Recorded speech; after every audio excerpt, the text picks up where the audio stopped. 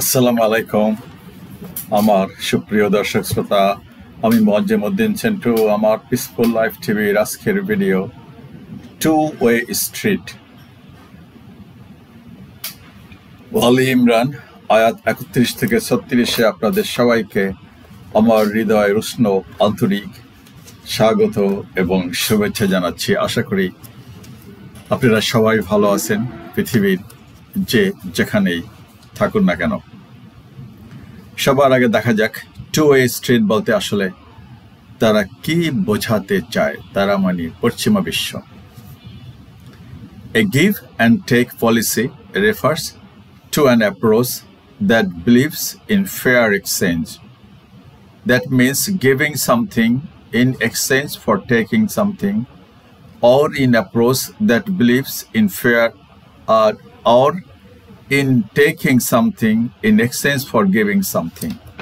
The process by which people reach an agreement with each other by giving up something that was wanted and agreeing to some of the things wanted by the other person. The practice of making mutual concessions, compromise, or usually a good-natured exchange of anything. The idiom "everything is a two-way street" implies that in any kind of relationship, love, affection, respect, interest, benefit, gain, or achievement should be given and received mutually. Like a two-way street with traffic moving in both directions, love, affection, respect, interest, benefit, gain, or achievement demands equal dedication and commitment from both individuals and parties. An arrangement or a situation involving reciprocal obligation or mutual understanding and action. আশা করি clear two way street বলতে কি বোঝায় সেটা বুঝতেই পারছেন। Two way street মানে গাড়ি, যানবাহন কিংবা মানুষজন উভয় দিক থেকে আসা যাওয়া করে। ব্যক্তিগতভাবে আমার মনে হয় একটি ব্যতিক্রম ছাড়া এই পৃথিবীর সব কিছুতেই যেন দুটি বিষয় জড়িত থাকে। উদাহরণস্বরূপ বলা যায় মানুষ সহ সকল প্রাণী বলতে গেলে মেল ফিমেলের মাধ্যমে বংশ বিস্তার করে কিংবা সুরক্ষা দেয়। আছে যেমন জন্ম তেমনি আছে মৃত্যু, মানে দুটা পক্ষের কথা আমি বলছি। টু ওয়ে, সব কিছু টু ওয়ে। সূর্যের আছে উদয়াচল আর অস্তাচল, আছে রাতের পরেই দিন, যেমনটা আছে সাগর মহাসাগরে জোয়ার ভাটা। Give and take, two way. ঠিক তেমনি আছে হাসি কান্না কিংবা সৃষ্টি আর বিনাশ। ভেবে দেখেছেন কখনো যে যদি মানুষ কিংবা অন্য সব প্রাণীর মৃত্যু না হয়ে শুধু জন্ম নিতেই থাকতো তাহলে কি হতে পারত? কোনো মৃত্যু নাই, কোনো ক্ষয় নাই, কোনো লয় নাই, শুধু বাড়তেই আছে মানুষের। তাহলে কি হতো? Can you imagine? ওকে, তাহলে কি হতে পারত? আমার বিশ্বাস এক মহা সংকটে পড়তো পৃথিবী। কিভাবে হতো এত মানুষ বা পশু পাখির স্থান সংকুলান? আর নতুন নতুন যারা পৃথিবীতে আগমন করত তারা কি পুরাতনদের সাথে প্রতিযোগিতায় টিকে থাকতে পারত, বা নতুনরা কি জায়গা করে নিতে সক্ষম হতো? আবার নতুনরা যদি জায়গা করে না নিতেই পারত বা তাদের সেরকম কোনো সুযোগ নাই থাকতো, তবে মানুষের জীবনে কি কোনো উদ্দীপনা, সৃজনশীলতা কিংবা স্পন্দন থাকতো? কেন জানি মনে হয় কোথাও ভীষণ সমস্যা দেখা দিত। আর সে কারণেই মহান সৃষ্টিকর্তা সব কিছুকে টু ওয়ে করেছেন, মানে জন্ম এবং মৃত্যু। তবে ওই যে ব্যতিক্রমের কথাটা বলেছি সেটা একমাত্র এক অদ্বিতীয় সর্বশক্তিমান মহান সৃষ্টিকর্তার বেলায় প্রযোজ্য। তিনি ছিলেন, আছেন এবং থাকবেন। তাকে কেউ জন্ম দেয় নাই, আর তিনিও কাউকে জন্ম দেন নাই, আর কেউই তার সমতুল্য বা সমকক্ষ নয়। আসলে টু ওয়ে মানে সব কিছুতে লেনাদেনা কিংবা লাভ ক্ষতির বিষয় জড়িত। মানুষ যদি শুধু পেতে চায় বা দিতে মোটেই ইচ্ছা না থাকে তবে সমস্যার সৃষ্টি হয়। সমস্যা অবশ্য ওই মানসিকতা সম্পন্ন মানুষেরই বেশি হয়। মানুষ তাকে আত্মকেন্দ্রিক কিংবা স্বার্থপর বা কৃপণ ভাবে এবং সব সময় সবাই তাকে এড়িয়ে চলতে চায়। কেউ মিশতে চায় না কৃপণের সাথে। অসম বন্ধুত্ব যে হয় না তা নয়, বরং মাঝে সাঝে হতে দেখা যায়, বা সেসব ক্ষেত্রেও সেই সম্পর্ক টিকিয়ে রাখতে দুজনকে বিকল্প কিছু ত্যাগ স্বীকার করতে হয়। অসম বন্ধুত্ব হয়, আমি বলতেছি সেটা কি করে হয়। যেমন আমরা প্রায় বলে থাকি, সামর্থ্য না থাকলেও অ্যাটলিস্ট মুখের একটা আন্তরিকতা তো আছে। মানে হলো কথাবার্তা, আন্তরিকতা, সহানুভূতি, সহমর্মিতা, সহযোগিতা, ভালোবাসা, দরদ, এসব দিয়ে বহু কিছুর মেকআপ দেওয়া যায়, আর তারপরেই একটি অসম সম্পর্ক, বন্ধুত্ব টিকে থাকতে পারে। আমি যে কথাগুলো বলতেছি আপনাদের প্রত্যেকেরই প্র্যাকটিক্যাল জীবনে অনেক অনেক কাজে লাগবে। যদি আপনারা ভালো মনে করেন, লাগাতে চান, তাহলে ইউ উইল বি বেনিফিটেড এ লট। আচ্ছা, হাতে একটি অসম সম্পর্ক বন্ধুত্ব টিকে রাখতে পারে। আর যদি সবসময় সব বিষয় একমুখী বা ওয়ান ওয়ে হয়, তবে সেটা যেমন দেখতে শোভনীয় হয় না, তেমনি বেশি দিন টিকেও না। কারো টাকা না থাকলেও যদি সততা, সরলতা, উদারতা, বিনয়, আন্তরিকতা, সহমর্মিতা, সহযোগিতার মনোবৃত্তি থাকে কৃতজ্ঞতাবোধ, ভদ্রতা, নম্রতা, শিষ্টাচার, মানে এক 12 মাসি ফলের মতো প্রকৃতি, তবে তাকে আশেপাশে সবাই পছন্দ করে। কিছু মানুষ আছে খুব সাদাসিধা, গরিব, বাট তারপরেও তাকে পছন্দ করে, যে না, ছেলেটা খুব আন্তরিক, সৎ এবং নিষ্ঠাবান, যে কোনো কাজে ডাকেন আন্তরিকতার সাথে আগায় আসে, সহমর্মী, মানে 2 নম্বর না, এক কথায় সোজা কথা। সবাই পছন্দ করে 12 মাসি ফল, কলা সবাই পছন্দ করে, কলা এক 12 মাসি ফল। আচ্ছা, সবাই তাকে কাছে পেতে চায়। যদিও টাকা ছাড়া কিছুই হয় না, ফের টাকা দিয়েও সব কিছু মেলে না বা পাওয়া যায় না, কখনোই না। টাকা দিয়ে ইউ ক্যানট পারচেজ মানে পার্সোনালিটি অফ এ পার্সন, পাওয়া যায় না। টাকা দিয়ে ঘুম কেনা যায় না, চাদর কেনা যায়, টাকা দিয়ে ক্ষুধা কেনা যায় না, দামি খাবার কেনা যায়। আরেকটা কথা মনে রাখা জরুরি, যে হীনমন্যতা, সংকীর্ণতা, আত্মকেন্দ্রিকতা, স্বার্থপরতা, দৈন্যতা, পরশ্রী কাতরতা, প্রতিহিংসা পরায়ণতা, ঈর্ষা, হিংসা, বিদ্বেষ, অহংকার, দেমাগ বা এ জাতীয় আরও যেসব খারাপ কিংবা মন্দ বৈশিষ্ট্য মানুষের মধ্যে দেখা যায়, সেসব কারো ভিতরে থাকলে আসলে তার সাথে কেউই সম্ভবত বন্ধুত্ব করতে কিংবা মিশতে চায় না। আসলে পৃথিবীটাই টুয়ে, একান্ত ব্যক্তিগত, দাম্পত্য, পারিবারিক, সামাজিক, রাষ্ট্রীয় কিংবা সার্বজনীন জীবনে এই লেনদেন বা দেনা পাওনার বিষয়টা জড়িত। কেউ শুধু আশা করবে, নেবে, ভোগ করবে, সেটা হবার নয়, বরং কারো আশা পূরণ করতে হবে, দিতে হবে, ত্যাগ স্বীকারও করতে হবে। আসা যাওয়া, দেওয়া নেওয়া সবখানেই বিরাজমান এবং তা চলমানেই থাকবে।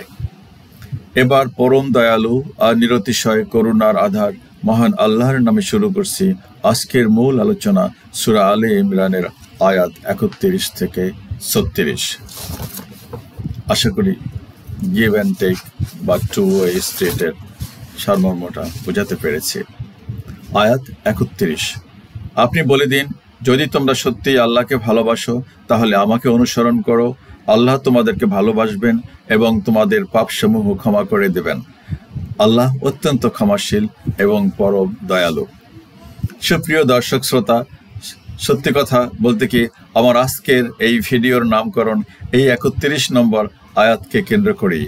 বিষয়টা হলো এমন, আল্লাহ নবী মুহাম্মদ সাল্লাল্লাহু আলাইহি ওয়াসাল্লাম তার প্রিয় বন্ধু হিসাবে উল্লেখ করেছেন এবং তাকে গোটা পৃথিবীর জন্য রহমত স্বরূপ প্রেরণ করেছেন। তো আল্লাহকে ভালোবাসতে হলে অবশ্যই তার প্রিয় বন্ধুকেও ভালোবাসা জরুরি। তার কারণ তার উপরই সৃষ্টিকর্তা মানব জাতির জীবন বিধান নাজিল করেছেন, তাকে সর্বশেষ নবী মনোনীত করেছেন এবং তাকে তার সাথে দেখা করার জন্য বিশেষ বাহনে করে তারই সান্নিধ্যে নেবার ব্যবস্থা করেছেন, খাস মেহমান হিসাবে সেই সিদরাতুল মুনতাহায়। আসলে বন্ধুর যে, আপনার যদি একজন বন্ধুর খুব ঘনিষ্ঠ আরেকজন কেউ থাকে, আপনি যদি মানে তাকে খুশি করার জন্য বরং ওই যে আরেকজন আছে তাকে খুশি করলেও অনেক সময় দেখা যায় যে বন্ধু অনেক বেশি খুশি হয়ে গেছে, হয় না? এরকমই হয় সাধারণত। আপনার যাকে ভালোবাসেন তারও তো ভালোবাসার আরেকজন লোক থাকতে পারে এবং তাকে খুশি করলে তার বন্ধুকেই খুশি করা হয়ে যায়। এগুলো কিছু টেকনিক, কিছু বুদ্ধি শুদ্ধি খাটাতে হয়, বুঝতে হয় যে কিভাবে কাকে খুশি করা যাবে। আমি কোনো খারাপ সেন্সে বলছি না, কোনো দুরভিসন্দেহমূলক কোনো কাজে ব্যবহার করার জন্য এই সমস্ত টেকনিক আমি এটা বলছি না কাউকে, আমি এই পরামর্শ দিচ্ছি না। I am so sorry. Okay, জীবন বিধান নাজিল করেছেন, তাকে সর্বশেষ নবী মনোনীত করেছেন এবং তাকে তার সাথে দেখা করার জন্য বিশেষ বাহনে করে তারই সান্নিধ্যে নেবার ব্যবস্থা করেছেন খাস মেহমান হিসাবে সেই সিদরাতুল মুনতাহায়। তো স্বয়ং আল্লাহ বলেন যে আপনি বলে দিন মানুষদেরকে যে যদি তারা সত্যিই আল্লাহকে ভালোবাসে তাহলে তারা যেন তার নবীকে অনুসরণ করে, তার ফলে আল্লাহ তাদেরকে ভালোবাসবেন। চিন্তা করতে পারেন যে আপনি বলেন যে আমি তো মোহাম্মদকে আমার হাবিব বলেছি বা আমার নবী নিযুক্ত করেছি, সুতরাং জনগণ যদি আমার নবীকে ভালোবাসে তাহলে আমিও খুশি হব, আমাকেই ভালোবাসা হবে, সেটা আল্লাহ নিজেই বলতেছেন। খুব স্বাভাবিক, এটা বাস্তব জীবনেই আপনারা দেখতে পারবেন।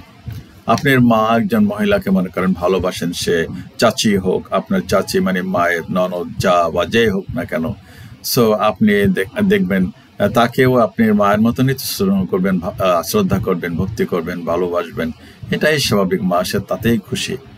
ওকে, ভালোবাসবেন এবং তাদের সিদরাতুল মুনতাহা। তো স্বয়ং আল্লাহ বলেন যে আপনি বলে দিন মানুষকে যে যদি তারা সত্যিই আল্লাহকে ভালোবাসে তাহলে তারা যেন তার নবীকে অনুসরণ করে, তার ফলে আল্লাহ তাদেরকে ভালোবাসবেন এবং তাদের পাপসমূহ ক্ষমা করে দেবেন। আল্লাহ অত্যন্ত ক্ষমাশীল, পরম দয়ালু। এসব কিছুই স্বাভাবিক লেনদেন কিংবা আদান প্রদানের বিষয়। আগেই বলেছি গোটা মহাবিশ্ব চলে গিভ অ্যান্ড টেকের নিয়মের ভিত্তিতে, একতরফাভাবে কিছুই ঠিকঠাকভাবে চলে না। আর আমি আরও একটু এগিয়ে বলতে চাই, সময় সুযোগ আসলে নেবার চাইতে বরং একটু বেশি দেবার চেষ্টা করবেন। সবাই ভালো থাকবেন নিশ্চিত, নেবার চাইতে বেশি দেওয়ারই চেষ্টা করবেন। আজকে সামর্থ্য নাই, বাট একদিন যখন সামর্থ্য হবে সেদিনও যে কার্পণ্যতা করবেন তা না, বরং আজকে থেকেই প্র্যাকটিস করেন। আপনারটা আপনি পাবেন। আমি বলছি চাওয়ার একটা জায়গা আছে, ওখানে চাবেন, কায় মনে পরিশ্রম করবেন, মা বাবার দোয়ার সাথে রাখবেন। I hope you will get everything you need. এবার দেখা যাক বিজ্ঞজনেরা এই আয়াতের তাফসিরে কে বলেছেন। ইহুদি এবং খ্রিস্টান উভয় জাতির এই দাবি ছিল, আমরা আল্লাহ তাআলাকে ভালোবাসি এবং মহান আল্লাহ আমাদেরকে ভালোবাসেন। অত আল্লাহর পুত্র, ওরা নিজেরাই বলছে আল্লাহ ওদের জন্যই সব মাফ করবেন। বিশেষ করে খ্রিস্টানরা ঈসা আলাইহিস সালাম, তার মা মরিয়ম এর প্রতি ভক্তি ও ভালোবাসায় এত বাড়াবাড়ি করলো যে তাদেরকে উপাস্যের আসনে বসিয়ে দিল।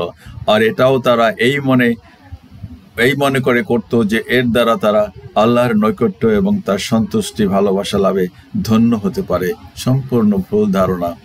আল্লাহ কোনো মানুষকে জন্ম দেন নাই, আল্লাহ কারো দ্বারা জন্ম নেন নাই, ধন্য হতে পারবে। মহান আল্লাহ বলেন, কেবল মৌখিক দাবি এবং মন গড়া নিয়মে আল্লাহর ভালোবাসা এবং তার সন্তুষ্টি লাভ করা যায় না, বরং এসব লাভ করার পথ তো একটাই, আর তা হলো শেষ নবী মুহাম্মদ সাল্লাল্লাহু আলাইহি সাল্লামের উপর ঈমান আনা এবং তার অনুসরণ করা। এই আয়াত সমস্ত ভালোবাসার দাবিদারদের জন্য একটি পথই নির্দিষ্ট করা হয়েছে। অতএব আল্লাহর ভালোবাসার অনুসন্ধানীরা যদি মুহাম্মদ সাল্লাল্লাহু আলাইহি সাল্লামকে ভালোবাসার মাধ্যমে তা খুঁজে ফিরে তাহলে অবশ্যই সে সফল হবে এবং সেও দাবিতে সত্য প্রমাণিত হবে। নবীকে ভালোবাসতে হবে, আল্লাহর নবীকে ভালোবাসতে হবে। আল্লাহকে পেতে হলে নবীজি বলছেন, তোমরা তোমাদের জীবনের চাইতে আমাকে বেশি ভালো না বাসলে তোমরা আমার কেউ উম্মত নও, প্রমাণিত হবে। অন্যথা সে অলিক কিছু কিংবা মরিচিকার পিছনে ছুটে জীবন শেষ করবে এবং হতাশার সাগরে ডুবে মরবে।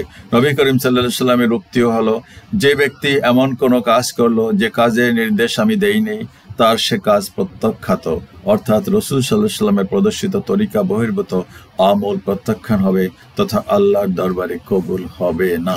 যেটা নবী বলে নাই করতে, উল্টা আপনি একটা বলবেন মন গড়া। আজকাল যেটা হচ্ছে অনেকে দেখি তো, ওই যে ইহুদিরা ওরা ইচ্ছা মতন ওদের কিতাব সব রিরাইট করছে, যেখানে ওদের পছন্দ হয় নাই সেটাই বাতিল করে দিচ্ছে, আবার নিজেদের মন গড়া ওখানে ম্যানিপুলেট করছে, ওখানে বসাইছে। এবার রাসূল সাল্লাল্লাহু আলাইহি সাল্লামের অনুসরণ করার কারণে কেবল তোমাদের পাপই ক্ষমা করা হবে না, বরং তোমরা আল্লাহর ভালোবাসার পাত্র হয়ে যাবে। আর কোনো মানুষের আল্লাহর নিকট প্রিয় হয়ে যাওয়া তো অতীব উচ্চ মর্যাদা, তাতে কোনো সন্দেহ নাই। অবশ্য বিশ্বাস একটা factor, if you believe at all. আর যদি বিশ্বাস না করেন তাহলে এই ভিডিও আপনি না দেখলেই আমি বরং খুশি হব। অযথা টাইম নষ্ট করে লাভ কি? আমি তো চাই না কেউ you waste your time and money. বাবা মায়ের কষ্টার্জিত টাকা পয়সা এইভাবে ওয়েস্ট করার তো কোনো অর্থ নাই। যেটা আপনি পছন্দই করেন না, যেটা আপনি বিশ্বাস করেন না, এটা হলো আরেকটা ভান্ডামি। আমি বিশ্বাস করি না, অথচ আমি এখানে সময় কাটাচ্ছি বা এখানে দেখতেছি। এনিওয়ে, এবার আয়াত নাম্বার 32, বলে দিন তোমরা আল্লাহ এবং তার রাসূলের আনুগত্য করো, তারপর যদি তারা মুখ ফিরিয়ে নেয় তবে জেনে রাখো নিশ্চয়ই আল্লাহ কাফিরদেরকে ভালোবাসেন না। ইসলামের মূল আবেদনই হলো আল্লাহ এবং তার রাসূলের আনুগত্য করা, আর মানুষদেরকে এই কথাটা বলে দেবার জন্য এই রাসূলকে আদেশ করেছেন মহান আল্লাহ। তিনি এও বলে দিচ্ছেন যে ও কথা বলে দেবার পরেও কেউ যদি তাতে কর্ণপাত না করে কিংবা মুখ ফিরায় নেয় তবে নিশ্চয়ই সে অবিশ্বাসী কাফের, আর আল্লাহ কাফিরদেরকে ভালোবাসেন না। বলছে যে আপনি বলে দেন তোমরা আল্লাহ এবং তার রাসূলের আনুগত্য করো, তারপরও যদি তারা মুখ ফিরায় নেয় এটা তাদের ব্যাপার। আল্লাহ কাফিরদেরকে ভালোবাসেন না, যারা মুখ ফিরায় নেয় তারাই তো কাফের, অবিশ্বাসী। কেউ যদি তাদের কর্ণপাত না করে কিংবা মুখ ফিরায় নেয় তবে নিশ্চয়ই সে অবিশ্বাসী কাফের, আর আল্লাহ কাফিরদেরকে ভালোবাসেন না। আল্লাহ ও তার রাসূলের আনুগত্য করা সকল বিশ্বাসীর জন্য ফরজ। আল্লাহর আনুগত্য এবং রাসূলের আনুগত্যের মধ্যে তারতম্য করা যাবে না। আল্লাহর নির্দেশ যেমন মানতে হবে তেমনি রাসূলের নির্দেশও মানতে হবে। কেউ আল্লাহর আনুগত্য করলো কিন্তু রাসূলের আনুগত্য করলো না, সে বাতিল। এটা দ্বিচারিতা। আল্লাহর আনুগত্য করতে আল্লাহ এবং তার নবীর দুজনেই আনুগত্য করতে হবে। গণ্ডি থেকে বের হতে পারলো না। হাদিসে এসেছে রাসূল সাল্লাল্লাহু আলাইহি ওয়াসাল্লাম বলেছেন, আমি যেন কাউকে এরকম না দেখতে পাই যে সোফায় হেলান দিয়ে বসে আছে, তখন তার কাছে আমি যে সমস্ত আদেশ নিষেধ দিয়েছি সে সমস্ত আদেশ নিষেধের কোনো কিছু এসে পড়লো। তখন সে বলল, আমরা জানি না, আমরা আল্লাহর কিতাবে যা পেয়েছি তার অনুসরণ করেছি। খুব খারাপ কথা। মানে নবী একটা কথা বলেছেন, সেটা তারা মানবে না, সেটা তারা জানে না, তারা শুধু কোরআনের কথাই মানবে। নো, কোরআন, হাদিস, ইজমা, কিয়াস, একজন মুসলমান হিসাবে এই সব কিছুকেই মানতে হবে। এটাই আসলে ইসলামের মানে চাহিদা আর কি, জাস্ট ওকে অনুসরণ করেছি। সুতরাং কোনো ইমানদারের পক্ষে রাসূলের আদেশ নিষেধ পাওয়ার পর সেটা কোরআনের নেই বলে বাহানা করার কোনো সুযোগ নাই। যদি তা করা হয় তবে তা হবে সুস্পষ্ট আল্লাহর বিধানের লঙ্ঘন, বেঈমানি, কুফরি।